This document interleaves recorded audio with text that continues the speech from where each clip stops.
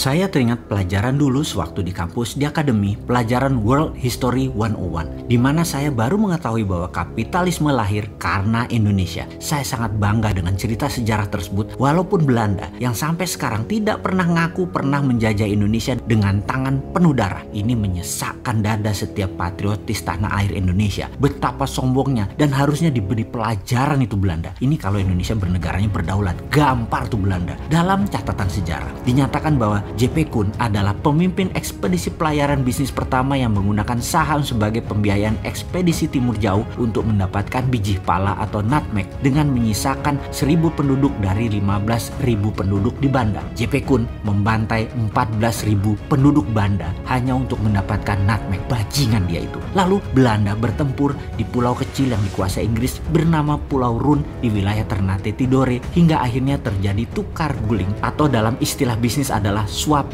deal.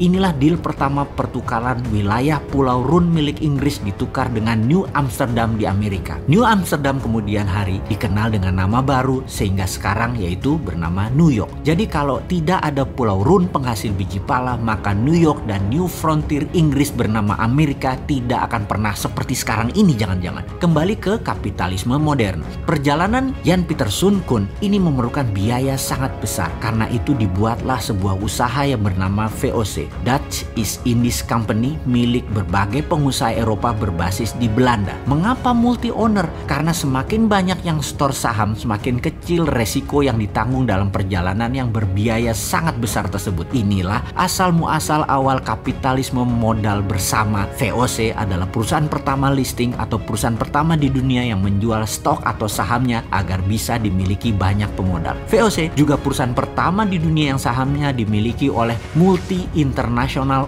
owner. Juga diawali dengan 21 tahun pemberian hak kelola spice atau rempah. Karena itu VOC adalah perusahaan mega korporasi pertama di dunia. Haknya yang utama adalah mengeksploitasi rempah Nusantara. VOC menjadi model pertama di dunia atas mega korporasi yang merubah dunia bisnis, dunia finansial, dunia saham, bursa efek, dunia sosiopolitik ekonomi, military political diplomasi, maritime exploration dan penjajahan ekonomi oleh perusahaan global. Sengaja saya menjelaskan panjang sejarah VOC ini agar bisa mengingatkan dari sejak awal Indonesios ini berdiri. Negara kepulauan terbesar di dunia ini adalah ditakdirkan sebagai global player. Banyak peristiwa besar yang membuat dunia seperti sekarang ini lahir dan besar karena Indonesia. Rebutan biji pala yang di zaman itu lebih mahal dari emas karena bisa menyembuhkan wabah penyakit yang saat itu melanda Eropa. Kita ambil catatan di sini bahwa kapitalisme dengan urun dana multi owner terbesar di dunia adalah VOC, perusahaan Belanda yang kalau dinilai saat ini sama dengan hartanya Google ditambah Facebook, ditambah IG,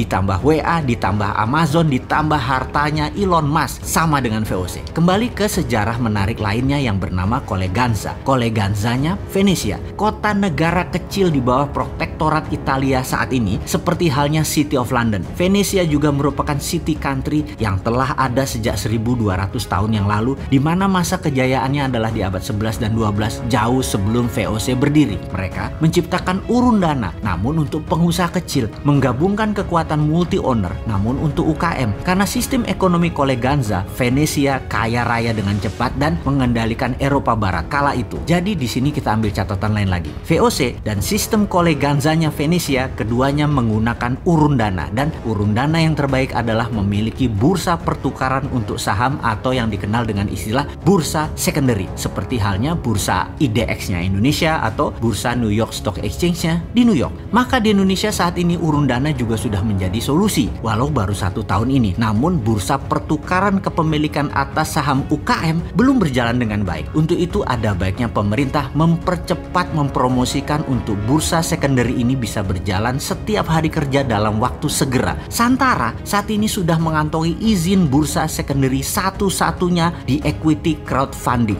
Kemarin dari 10 perusahaan yang listing, istilah kami adalah penerbit, dari 80 penerbit di Santara kita simulasikan transaksi bursanya. Ternyata apa yang terjadi? Semua saham tersebut naik 10% sampai batas limit atas tercapai dari setiap penerbit yang bagus performanya. Sangar sekali dan sangat menguntungkan. Bayangkan kalau dalam 2 tahun ke depan ada 10.000 UKM penerbit yang 50%-nya sudah memberikan dividen lalu melantai di bursa secondary ECF. Bandingkan dengan IDX yang hanya punya 600-an perusahaan, maka 5.000 perusahaan UKM jauh lebih menarik nilai sahamnya dan dividennya. Rasanya Nasdaq Indonesia atau bursa sencennya Indonesia ini yang disebut bursa secondary ECF akan menjadi tulang punggung baru ekonomi nasional. Inilah solusi ekonomi dari Mardi Gunomik, mendemokratisasikan keuangan yang berputar di elitis, pindah ke bottom of pyramid, pindah ke bawah, pindah ke kita-kita, bukan di atas. Hal ini akan melengkapi pernyataan sejarah bahwa Indonesia memang global player. Kapitalisme lahir karena Indonesia dan sistem bursa ECF yang sekarang oleh kita yang akan diberlakukan adalah ekonomi berputar di bottom of pyramid, bukan di elitis lagi, adalah masterpiece, adalah global player, adalah mempengaruhi dunia ekonomi. Sistem ini juga lahir di Indonesia plus berbasis digital. Inilah langkah awal Indonesia mendominasi bursa UKM dunia. Awalnya di Indonesia, dan dalam waktu yang tidak lama Santara merambah keluar Indonesia ke negara berkembang lainnya seperti India, negara-negara ASEAN, negara-negara Afrika, untuk membangun kekuatan selatan-selatan agar Indonesia menjadi negara terkuat di selatan Katulistiwa, the most powerful country in the South